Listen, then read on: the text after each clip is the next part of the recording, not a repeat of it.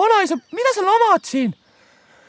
Lase mul rahus surra, Priidik.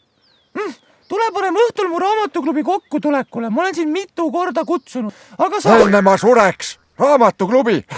Igav. Kutsu Saarevana parem.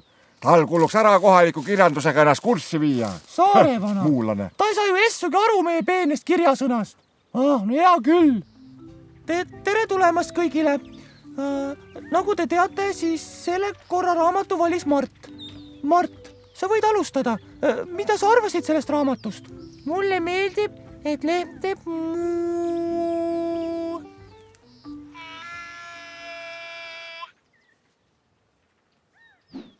Jah, palun Saarevana. Mene ütle, mene tea lemme teeb hoopiski nõnnamoodine.